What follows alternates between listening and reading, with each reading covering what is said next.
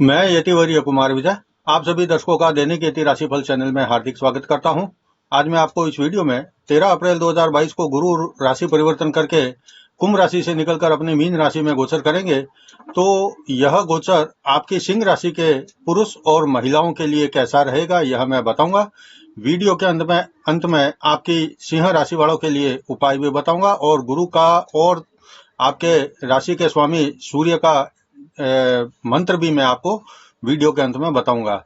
आपकी सभी अलग अलग राशि के मैंने वीडियो चंद्र राशि पर आधारित है बनाए हैं, इसलिए आपकी जन्म कुंडली में जो आपकी राशि है उसी के अनुसार आप मेरे चैनल पर अपनी राशि का वीडियो देखें कि आपकी राशि पर गुरु के मीन राशि में गोचर करने से क्या प्रभाव पड़ेगा। मेरा यह वीडियो मेरे ज्योतिषीय अनुसंधान पर आधारित है और अगर आपकी जन्म कुंडली में गुरु अच्छा है, शुभ है, उच्च का है या शुभ युति में है या गुरु की महादशा आपको अगर चल रही है तो मेरे बताए गए जो राशिफल में फल है उसमें शुभ फल मिलेगा आपको। और अगर गुरु कमजोर है, अशुभ युति में है या नीच का है या किसी पापी ग्रहों की महादशा आपको चल रही है तो मेरे बताए गए इस वीडियो के फलादेश में थोड़ा बहुत फर्क आ सकता है। इसलिए आप अपनी कुंडली किसी विशेषज्ञ ज्योतिषी को बताकर पहले पता कर ले कि आपकी कुंडली में गुरु शुभ फल दे रहा है या अशुभ फल दे रहा है, उसी अनुसार आप उपाय करें तो लाभ भी आपको जल्दी मिलेगा। आपकी सिंह राशि है, इसलिए आपकी राशि के लिए गुरु के अब अष्टम भाव में गोचर का कोई विशेष शुभ फल ज्यादा मिले आपको ऐसा नहीं लग रहा है और अशुभ फल भी इस गोचर में आपको काफी देखने को मिलेंगे। गुरु आपके लिए अब अष्टम मृत्यु स्थान में गोचर कर रहे हैं जो कि कुंडली का एक अशुभ स्थान है और यहाँ अष्टम स्थान में बैठकर गुरु अपनी पंचम दृष्टि से आपके 12वें खर्च भाव को देखेंगे। गुरु की जो 7वीं दृष्टि है वह आपके दूसरे धन और कुटुंब स्थान पर रहेगी और जो 9वीं दृष्टि है वह आपके चौथे सुख और माता स्थान पर रहेगी। गुरु का अष्टम भाव में गोचर और उनकी तीनों दृष्टियां आपको कैसा फल देने वाली है यह हम इस वीडियो में आगे देखेंगे। गुरु ग्रह 13 अप्रैल 2022 को अपनी मीन राशि में प्रवेश करेंगे और 29 जुलाई को मीन राशि में वक्री हो जाएंगे और साल के आखिर में 24 नवंबर को फिर से अपनी राशि में मार्गी हो जाएंगे। अब देखते हैं कि गुरु के अपनी मीन राशि में गोचर से आपकी सिंह राशि पर कैसा प्रभाव पड़ेगा। लेकिन उसके पहले मैं आपसे एक छोटा सा विनम्र अनुरोध करना चाहता हूं कि अगर आपने अभी तक मेरे चैनल को सब्सक्राइब नहीं किया है तो आप सबसे पहले इसको सब्सक्राइब करें और फिर घंटी के बटन को भी दबाएं ताकि जैसे ही मेरा कोई नया वीडियो पोस्ट होता है तो आपको तुरंत सूचना मिल जाए और आप उसको सबसे पहले देख सकें। इसके अलावा अगर आप मेरे से फोन पर संपर्क करना चाहते हैं तो केवल रविवार को दिन में 10 बजे से 11 बजे के बीच में आप मेरे को फोन पर बातचीत कर सकते हैं। इसके अलावा मैं पूरे सप्ताह में बहुत ज्यादा व्यस्त रहता हूं और आपसे बातचीत नहीं कर पाऊंगा, इसलिए कृपया आप सप्ताह के बीच में मेरे को फोन ना करें। नंबर आप स्क्रीन पर देख रहे हैं 9462575291। इस नंबर पर केवल रविवार को दिन में 10 बजे से 11 बजे के बीच में आप मेरे को फोन कर सकते हैं। अब बढ़ते हैं आगे और देखते हैं कि आपकी सिंह राशि पर गुरु के अपनी मीन राशि में प्रवेश करने से क्या प्रभाव पड़ेगा। गुरु अब आपके 8वें मृत्यु स्थान में गोचर कर रहे हैं। यह स्थान कुंडली में अशुभ स्थान माना जाता है। अष्टम स्थान मारक स्थान भी होता है। इसमें आयु और मृत्यु का ज्ञान मिलता है और जब गुरु 8वें भाव में गोचर करता है तो आयुष्य को बल मिलता है, यानी कि व्यक्ति जो है वह दीर्घायु होता है। लेकिन बाकी क्षेत्रों में प्राय अशुभ फल ही मिलते हैं। अगर ऐसा कहूं कि कई बार जन्म कुंडली में भी गुरु अशुभ फल दे रहा होता है और गुरु का गोचर अष्टम स्थान में हो रहा होता है तो जातक को इतने कष्ट मिलते हैं कि वो सोचने लगता है कि ऐसा जीवन किस काम का जिसमें इतने कष्ट उठाने पड़ रहे हैं। जो लोग गुरु के अष्टम भाव में गोचर के दौरान अत्यधिक अनैतिक संबंध बनाते हैं तो ऐसे अनैतिक संबंध बनाने वालों को ही ज्यादा कष्ट भोगना पड़ता है। अब आपके गुरु जो है अष्टम स्थान में गोचर कर रहे हैं, इसलिए आपके अगर इस प्रकार के कोई संबंध है तो उनको तुरंत समाप्त करें। गुरु का यह गोचर आपके मन में गुप्त विद्याओं और ज्योतिष, तंत्र, मंत्र आदि अनेक प्रकार की धार्मिक आस्थाओं और अंधविश्वासों की तरफ ध्यान आकर्षित करेगा। आपके मन में रुचि जागृत करेगा। आपके खर्चों में बढ़ोतरी होगी और कुछ मौके और कुछ मामलों में फालतू का धन बर्बाद आपका होगा, जिसका एहसास आपको खर्च या हानि होने के बाद होगा कि ये ऐसा कैसे हो गया। इसलिए कोई नया इन्वेस्ट करना हो तो सोच समझकर करें या किसी जानकार और अनुभवी व्यक्ति की सलाह लेकर करें। गुरु के अष्टम मृत्यु स्थान में गोचर के दौरान अभी अपने पिता, गुरु, बड़े भाई, साधु, संत, फकीर, गरीब और असहाय, असमर्थ, लाचार, अपंग, दीनहीन का उपहास नहीं उड़ाना चाहिए। किसी की बुरी दशा है तो उस पर हंसना या उसका मजाक भी नहीं बनाना चाहिए। ज्ञानी विद्वान व्यक्तियों का इस गोचर में जितना आप सम्मान करेंगे, गुरु के अशुभ फल में उतनी कमी भी आपको देखने को मिलेगी। अगर आपको गुरु के अष्टम भाव में गोचर से अत्यधिक अशुभ फल मिल रहा है तो आप अपनी कुंडली किसी विशेषज्ञ ज्योतिषी को बताएं और उनके बताए हुए उपाय करें, तो अशुभ फल में कुछ कमी आ सकती है। और अब हम आपके जीवन में अलग अलग क्षेत्रों में क्या प्रभाव पड़ेगा यह देखते हैं कि गुरु जब अपनी खुद की मीन राशि में गोचर करेगा और आपके अष्टम भाव में इसका गोचर हो रहा होगा तो आपके जीवन के अलग अलग क्षेत्रों में इसका कैसा फल मिलने वाला है। सबसे पहले देखते हैं कि गुरु के मीन राशि में गोचर से आपके कैरियर पर इसका कैसा प्रभाव पड़ेगा। तो बात करते हैं कैरियर की। गुरु अब आपके 8वें मृत्यु स्थान में गोचर कर रहा है। यहाँ से आपके खर्च भाव और द्वितीय स्थान को भी और चौथे भाव को भी, यानी कि 12वें खर्च स्थान, दूसरे धन भाव और कुटुंब स्थान और चौथे जो है सुख और माता स्थान को देख रहे हैं। यह गोचर आपके लिए व्यापार, व्यवसाय और नौकरी के लिए कोई बहुत ज्यादा शुभ फल देने वाला नहीं लग रहा है। अगर आप व्यापारी है या कोई बिजनेस करते हैं या कहीं जॉब आदि भी कर रहे हैं तो इस गोचर के दौरान आपको मेहनत अधिक करनी पड़ेगी और मेहनत के अनुरूप लाभ मिलना मुश्किल है। व्यापारिक स्थिति समय समय पर चढ़ती और उतरती भी आगे बढ़ रही है, ऐसा आप अनुभव करेंगे। टैक्स का मामला हो या कोई अन्य बिल भरना हो या सरकारी दंड आदि कोई इसका सरकारी दंड आदि का भी आपको सामना इस गोचर में करना पड़ सकता है। आपको मार्केट में अपनी पोजीशन बनाए रखने के लिए भी काफी मुश्किलों का सामना करना पड़े, ऐसी हालत बन सकती है। इस समय में कर्ज आसानी से मिलेगा लेकिन चुकाने में काफी भारी दिक्कत हो सकती है। इसलिए व्यापार में सोच समझकर विस्तार के लिए किया गया इन्वेस्टमेंट ही कुछ हद तक आपको लाभ देगा। अगर आप अपनी राशि सिंह और राशि स्वामी सूर्य से संबंधित व्यापार में, व्यवसाय में या नौकरी आदि से जुड़े हैं तो समय सामान्य रूप से जैसे चल रहा है वैसे चलता रहेगा। जैसे कि अगर आप सेना में है या सेना में उच्च अधिकारी है, पुलिस है या सुरक्षा से जुड़ी किसी एजेंसी में है, कॉमर्स है, कानूनविद है, अकाउंटेंट है, फायरवर्क्स का काम करते हैं, अग्निशमन में नौकरी करते हैं, धावक है, आप एथलेटिक्स है, खेलकूद में आप कोई रुचि लेते हैं या खेलते हैं या आपके खेलकूद जो है आय का साधन है, अगर या किसी भी जगह ऑफिस में, फैक्ट्री में, संस्था आदि में आप मैनेजर हैं, आप पत्थर का काम करते हैं, सीमेंट का काम करते हैं, माइनिंग का काम करते हैं या वकालत है, आपकी सलाहकार है, आप अगर कूटनीति जो देश विदेश की नीति बनती है वह बनाने वाले हैं अगर आप, या अभिनेता है, स्वागत करता है, प्रबंध करता है, हृदय रोग विशेषज्ञ है या शिशु विशेषज्ञ है या फिर कहीं निदेशक है, लेखक है, संपादक है, अनुवादक है, भाषण करता है, उपदेशक है, राजनीतिज्ञ है, धातु के व्यापार, सोना चांदी के व्यापारी है, आभूषण बनाने का काम है अगर आपका, या गृह सज्जा से संबंधित कोई काम है,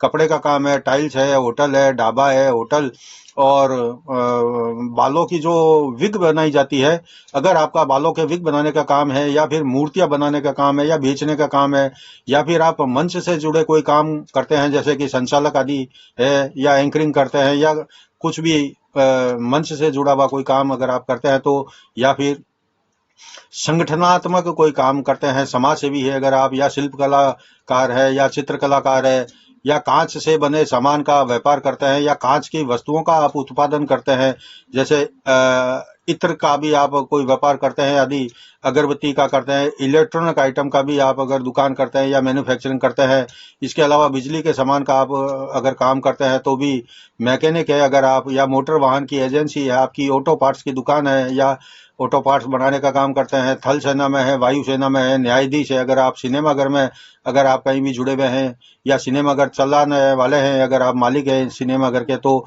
या फिर इंजीनियर है, वैज्ञानिक है, इस प्रकार के अगर कार्यों से आप अगर जुड़े हुए हैं या आप इनमें कहीं नौकरी भी कर रहे हैं, तो यह समय आपका जो है साधारण रूप से जैसा चलता है वैसे चलता रहेगा। एक आध बड़ी उपलब्धि की आशा आप इस गोचर में कर सकते हैं। कुल मिलाकर यह जो गोचर है अधिक पक्ष के शुभ फल थोड़ा कम देगा, या इसमें आपको थोड़ा शुभ फलों में कमी जरूर रखेगा। वैसे भी अगर आपको गुरु के इस गोचर में कोई दिक्कत आए तो आप अपनी कुंडली किसी विशेषज्ञ को बताएं और उपाय करें, तो उसका लाभ आपको मिलने की संभावना ज्यादा बढ़ जाएगी और अशुभ फल में भी आपके कमी होने के योग बन जाएंगे। अब देखते हैं कि गुरु के मीन राशि में गोचर करने से आपकी आर्थिक स्थिति कैसी रहने वाली है। गुरु अब आपके अष्टम मृत्यु स्थान में गोचर कर रहे हैं। यह आपके आर्थिक स्थिति पर सीधा सीधा असर डालेंगे, क्योंकि अष्टम स्थान में बैठे गुरु अपने 5वीं दृष्टि से आपके 12वें खर्च स्थान पर देख रहे हैं और 7वीं दृष्टि से आपके दूसरे धन स्थान को भी देख रहे हैं, और जो 9वीं दृष्टि है उसके 9वीं दृष्टि से अपने आपके चौथे सुख स्थान को भी देख रहे हैं। वह सुख स्थान और माता स्थान भी है। और ये तीनों जो भाव है यानी 12वां, दूसरा और चौथा, ये तीनों के तीनों जो है धन से संबंधित भाव है। इसलिए इस गोचर का बहुत अधिक प्रभाव आपकी आय और खर्च पर और आपकी धन प्रबंधन को प्रभावित करेगा। इस गोचर में आय तो जितनी है उतनी रहने के बाद आपके खर्चों में बेतहाशा बढ़ोतरी हो सकती है, जिसमें कुछ फालतू के खर्च भी आपके बढ़ेंगे, जैसे कि बीमारी है या महंगाई ज़्यादा बढ़ जाने के कारण आपका घरेलू जो बजट है वह थोड़ा बढ़ सकता है। इसके अलावा जो घरेलू खर्च है वो भी बढ़ेंगे। फालतू की आपकी यात्राएं हैं उसमें भी आपका खर्चा होगा। कभी कभी आपको अपनी शान शौकत और अपना सामाजिक स्टेटस बनाए रखने के लिए भी खर्च करना पड़ेगा। किसी को अगर आपने उधार देकर धन दे दिया तो यह समझना कि वह धन आपने गंवा दिया है। अगर वापस आ जाता है तो आपके पुण्य ही है या आपका भाग्य है। रिश्वत अगर देनी पड़ती है तो वह भी एक प्रकार का फालतू और अनावश्यक खर्चा आपके लिए होगा। सरकारी कानूनी दंड, जैसे गाड़ी चलाते वक्त आपको ट्रैफिक पुलिस के नियमों का उल्लंघन करने के लिए अगर कोई चालान आदि कटवाना पड़ता है तो वह भी आपके लिए एक प्रकार का फालतू खर्चा या अनावश्यक खर्चा होगा। इसी तरह के अनेक प्रकार के छोटे मोटे खर्च इस पूरे गोचर के दौरान आपको करने पड़ सकते हैं। जितना आप इस गोचर में अपने धन को जमा करने की प्रवृत्ति रखेंगे उतना आपकी स्थिति मजबूत रहेगी और यही जमा धन मुश्किल समय में यही बचाया हुआ पैसा आपके काम आने वाला है। परिवार में भी आर्थिक तंगी का सामना करना पड़ सकता है आपको। ऐसी स्थिति इस गोचर के दौरान बन सकती है। संतान की शिक्षा, पति या पत्नी की सेहत पर खर्च आपको करना पड़ सकता है। माता की सेहत पर भी खर्चा हो सकता है और बहुत सारे अनियमित खर्चे इस गोचर में आपके होने की पूरी संभावना बन रही है या ऐसा योग भी बन रहा है। इन सबसे कैसे आप पार पा सकेंगे यह आपकी बुद्धिमानी और समझदारी पर निर्भर करेगा। इसलिए इस गोचर में आप पैसे को जमा रखने और आय बढ़ाने के लिए अपना लक्ष्य स्पष्ट रखें तो समय आपका जो है वह अच्छा जैसा बीत जाएगा। अब देखते हैं कि पारिवारिक, वैवाहिक, प्रेम और संतान, इस क्षेत्र में आपके लिए जो गुरु क्या फल देने वाला है। इस समय गुरु आपके अष्टम यानी कि 8वें मृत्यु स्थान में गोचर कर रहा है। गुरु अगर कुंडली में बलवान हो तो दाम्पत्य सुख में वृद्धि करता है और गुरु को पुत्र का भी कारक माना जाता है। और गुरु को स्त्री की कुंडली में शुभ होने पर भरपूर पति सुख के लिए भी शुभ माना जाता है। और गुरु को बड़े भाई का और पिता का कारक ग्रह भी माना जाता है। और जब ये गुरु गोचर में या जन्म कुंडली में किसी शुभ स्थान में हो तो यह सब सुख बहुतायत में जीवन में मिलते हैं। लेकिन इस समय गोचर में गुरु आपके अशुभ 8वें मृत्यु स्थान में गोचर कर रहे हैं तो इसके अशुभ फल में वृद्धि करने वाला फल आपके लिए मिलेगा। लेकिन गुरु की सप्तम दृष्टि आपके दूसरे धन और कुटुंब स्थान पर रहेगी, इसलिए आपको पारिवारिक मतभेद का सामना भी करना पड़ेगा। ऐसे योग बन सकते हैं और परिवार में कोई ऐसी घटना भी घटित हो सकती है जो किसी शोक से कम दुखदायी नहीं हो सकती।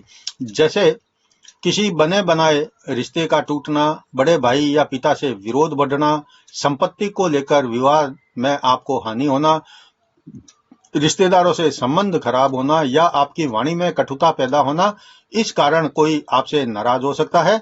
चौथे सुख स्थान में दृष्टि होने से माता के साथ संबंध प्रभावित होंगे, तो आपके दाम्पत्य सुख में कुछ कमी होने के योग बनेंगे। आपका जीवन साथी भी आपके विचारों से और आपके कार्यों से संतुष्ट कम रहेगा, ऐसा योग बनेगा। संतान के लिए ठीक ठाक समय कहा जा सकता है, लेकिन फिर भी संतान की शिक्षा या रोजगार की परेशानी का सामना आपको भी करना पड़ेगा। अगर आप विवाहित है तो अपने जीवन साथी को बड़े निर्णय लेते समय कैसे सहमत करें, यह एक समस्या आपके लिए हर समय बनी रहेगी। आपको इस गोचर में अपनों को खुश रखने के लिए बहुत मेहनत करनी पड़ेगी, तो ही यह गोचर बिना विघ्न बाधा के कट सकता है। अब देखते हैं कि संपत्ति का मामला आपके लिए कैसा रहेगा। गुरु का मीन राशि में गोचर आपकी संपत्ति के लिए भी कोई वैसे अच्छा नहीं रहेगा। हालांकि इस गोचर में आपके घर परिवार में निश्चित ही भौतिक सुख सुविधाओं का विस्तार होगा, लेकिन इसके लिए आपको कुछ खर्च भी अधिक करना पड़ेगा या जमा पूंजी का इस्तेमाल आपको करना पड़ेगा। भूमि भवन का सुख न्यूनतम रहेगा। जो संपत्ति है उसको संभाल कर रखने में भी आपको परेशानी हो सकती है, और अगर भूमि भवन में केवल इन्वेस्ट करना चाहते हैं तो पहले किसी समझदार और अनुभवी व्यक्ति से सलाह ले और परिवार में सभी को सहमत करने के बाद ही ऐसा कोई काम करेंगे तो ठीक रहेगा। वाहन सुख मिलेगा इस गोचर में, लेकिन वाहन को धीमा चलाएं, सड़क के नियमों का पालन करते हुए चलाएं। अपना वाहन किसी दूसरे को इस्तेमाल करने के लिए ना दें।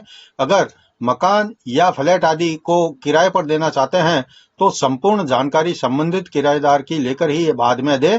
खास करके आभूषण खरीदते समय या बेचते समय बहुत सावधान रहे। आपको घरेलू नौकर से भी इस गोचर में दिक्कत आने की संभावना है, इसलिए आप इस गोचर में ऐसा निष्फिक्र न रहे कि हर सुख पैसा देकर आप खरीद कर सुखी हो सकते हैं।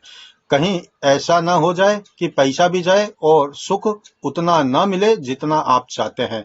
वैसे इस गोचर में आपको वसीयत से लाभ मिलने का योग बन रहा है, तो आपको इस गोचर के दौरान हो सकता है कि वसीयत से कोई लाभ मिल जाए। अब देखते हैं कि आपका गुरु के इस अष्टम भाव में गोचर से स्वास्थ्य कैसा रहेगा।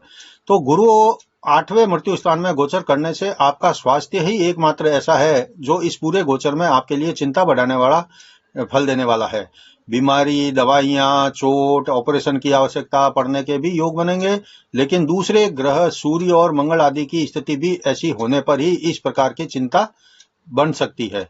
आपकी कुंडली में गुरु बलवान है तो काफी हद तक यहाँ भी आपको बड़ी बीमारियां और परेशानियों में कमी रहेगी, लेकिन अगर गुरु आपकी कुंडली में भी अशुभ फल देने वाला है तो अब आप संभल जाए। आपकी खान पान में लापरवाही या रास्ते में आते जाते लापरवाही या फिर किसी अनजान व्यक्ति पर आंख बंद करके भरोसा आपके लिए खतरे की घंटी साबित हो सकता है। सावधान रहे आप। वैसे गैस है, आंख है, कान है, नाक है, दांत है, मुंह है, सर है, गर्दन से संबंधित परेशानी तो आपको कभी कभार इस गोचर के अंदर उठानी पड़ सकती है। सावधान रहे, सब कुछ ठीक ठाक रहेगा।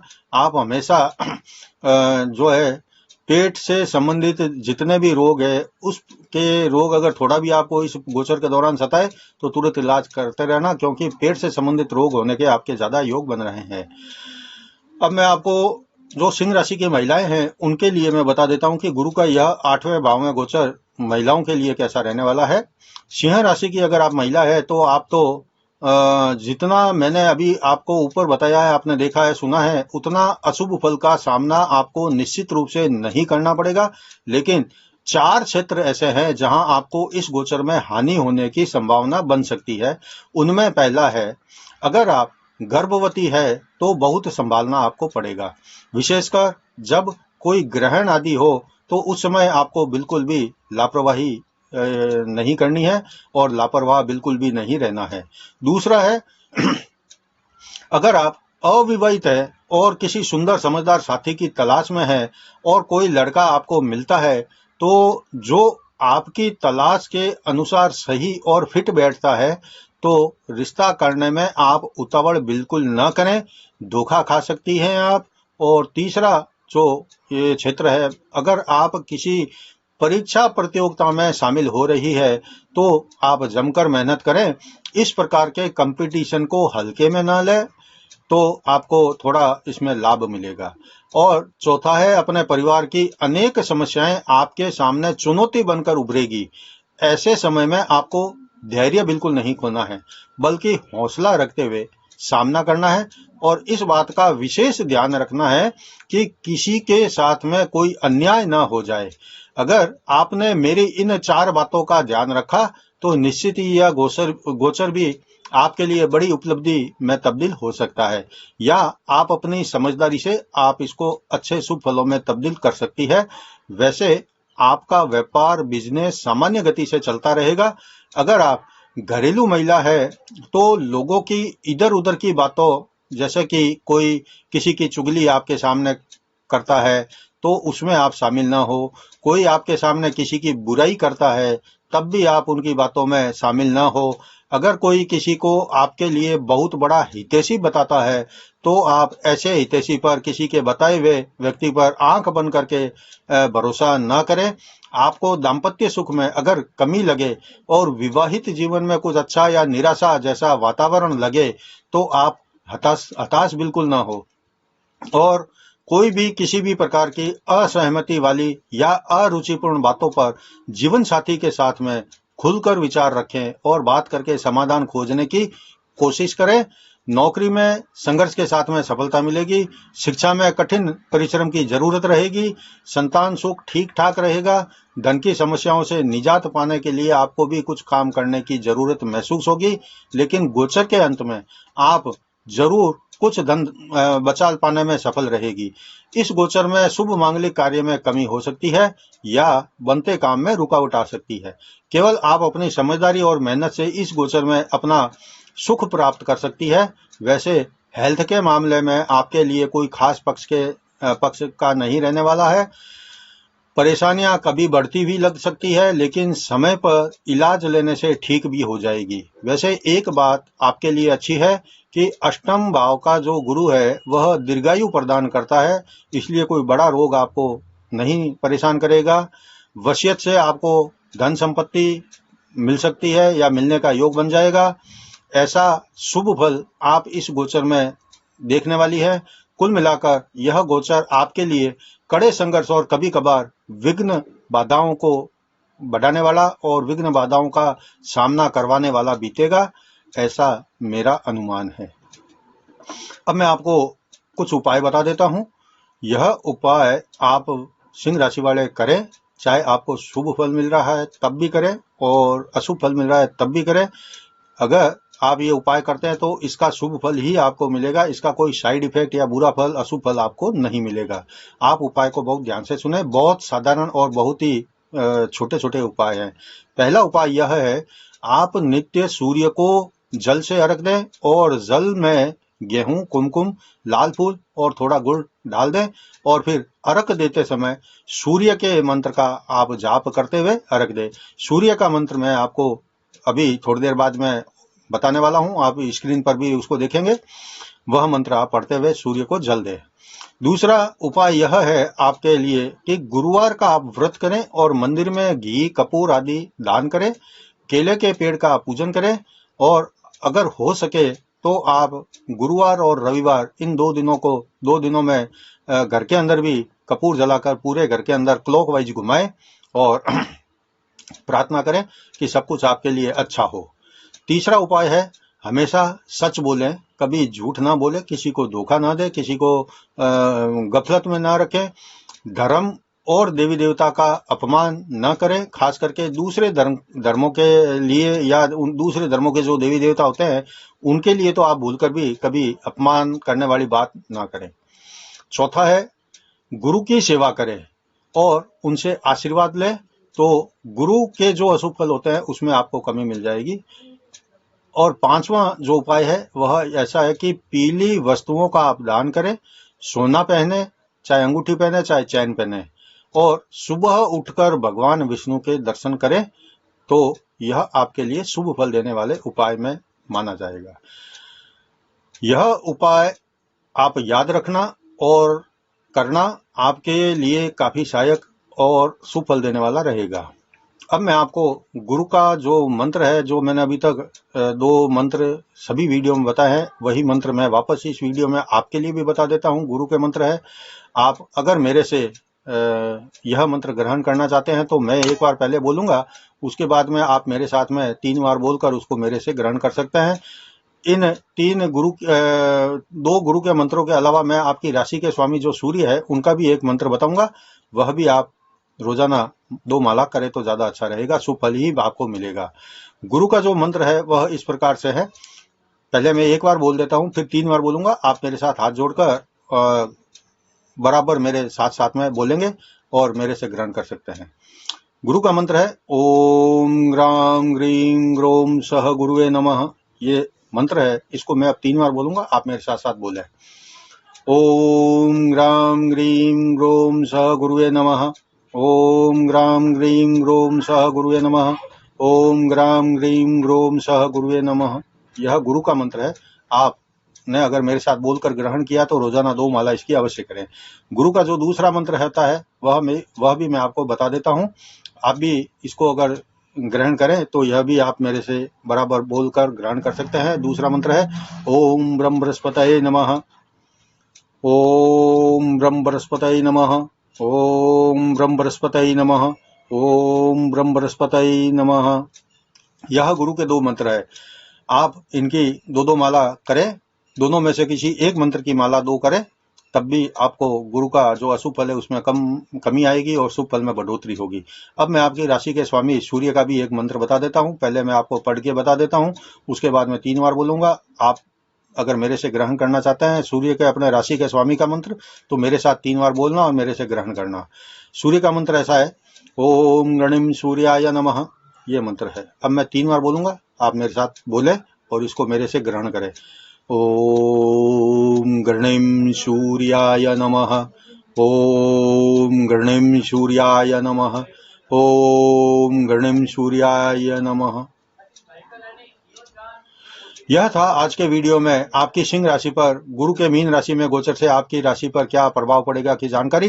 अगर आपको वीडियो पसंद आया है तो इसको लाइक करें और ज्यादा से ज्यादा शेयर करें, और नीचे कमेंट बॉक्स में आप अपनी राशि के स्वामी सूर्य का आशीर्वाद पाने के लिए ओम सूर्याय नमः अवश्य लिखें।